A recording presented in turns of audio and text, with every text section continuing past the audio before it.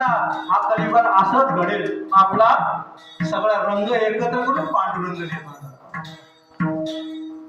दोन नावं आपल्याला का दिली तर साधकाला कळावं तुझ्या जीवनाची सार्थकता काय.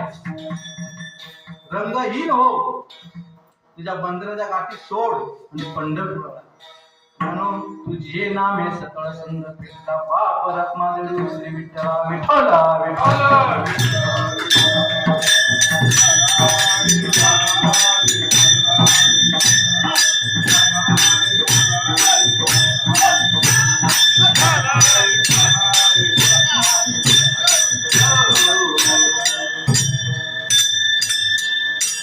अभंगाचा थोडक्यात भावार्थ सांगितण्यापूर्वी,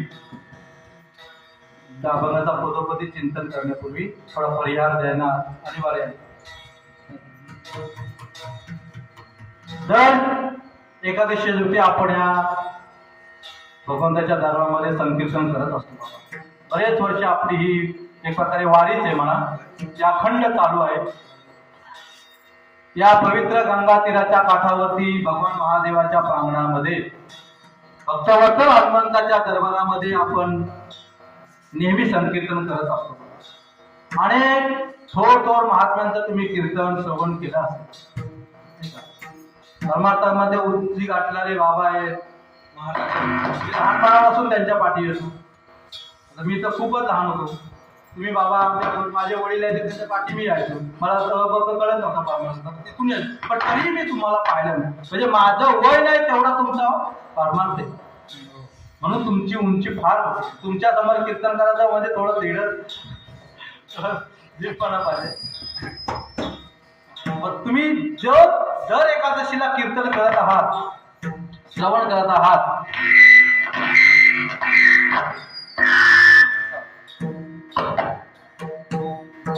भगवंतांनी त्याला अत्यंत सुंदर उदर दिलं. शेवटी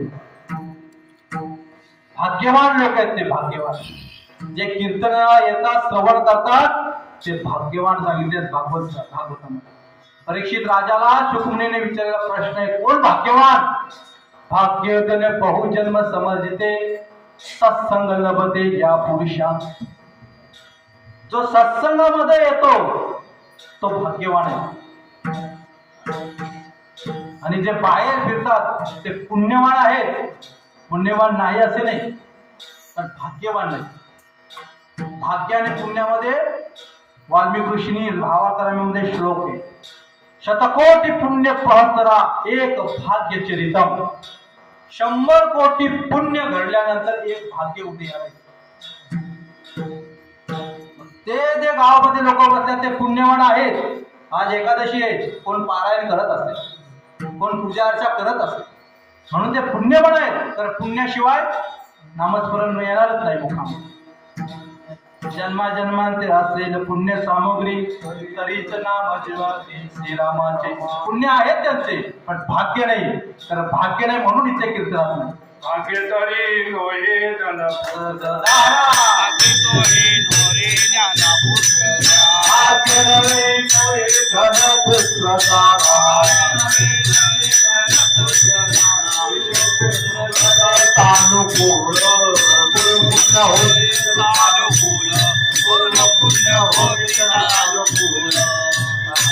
जन जाणा पुत्र भाग्य नाही. त्यासाठी सुद्धा काही पुण्य सानुकूल व्हावे लागतात तर पुत्र होतो. आता 10 वर्ष लग्न झालं तरी मुलगा होत नाही, तर पुण्य नाही. किती डॉक्टर तरी मुलगा होतो का? नाही होत. त्यावेळी पुण्य उद्या असेल तेव्हा पुत्र होईल, पण लोक त्याला भाग्य समजतात. ते भाग्य नाही. पुत्र धन दारा हे भाग्य नाही, ते तुमच्या प्रारब्धा आधी नाही. तुमच्या प्रारब्ध असेल तो मिळणार. तुम्ही खात्यावर बसेल तरी तुम्हाला धन मिळेल, कुठेतरी गावाला मिळेल, कुठेतरी लॉटरी लागेल. प्रारब्धात असेल तर, नाहीतर कष्ट करून पण मिळणार. म्हणून ते भाग्य नाही.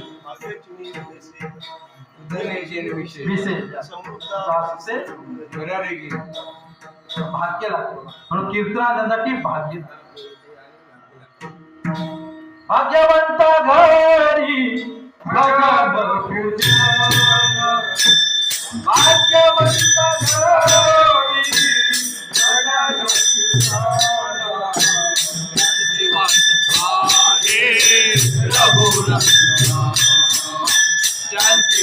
आहे भाग्यवंत घरी माझ्या नापूजाना भाग्यवंत घरी माझ्या नापूजाना त्यांची वाट आहे रघुनंदन त्यांची वाट आहे रघुनंदन. म्हणून श्रवण करणारे श्रोते भाग्यवान आहेत. भाग्याची आणि पुण्याची व्याख्या वेगळी सांगितली. पुण्यवान आहेत ते गावात प्रवचन चालू आहे, पारायण चालू आहे, तर कीर्तन ऐकणारे भाग्यवान. म्हणून तुम्हाला भाग्यवान नवे नवे माऊलींना तुम्हाला जगदीश्वराच्याच मूर्ती म्हटले, कारण श्रोता हा बुद्धिवान आहे, श्रोता हा प्रसंगवधान साधणारा माणूस. नवे नवे तर वक्त्याला धीर देणारा सुद्धा श्रोता आहे. म्हणून माऊलीने त्यांना जगदीश्वराच्या मूर्ती म्हटले. प्रभू तुम्ही महेश्वर आजी तसे भक्ती बोल जरी गंगावती तरी महेशाच्या मूर्ती म्हटले. म्हणून वक्त्याने प्रसंगात साधून जाणीवपूर्वक आपलं प्रवचन कीर्तन करावं. आणि तुम्हा भाग्यवान समाज तुमच्या पुण्यामुळे आज मला ही सेवा प्राप्त होते. बहुत दिवसा होती माझी आस माझी घडली सायासरे तुका म्हणे होय पुण्य तुमचे भेटी झाली. तुमच्या पुण्याने आज मला या तिथे कीर्तन करण्याची संधी प्राप्त झाली. बसा आई बसा. विठ्ठल विठ्ठल विठ्ठल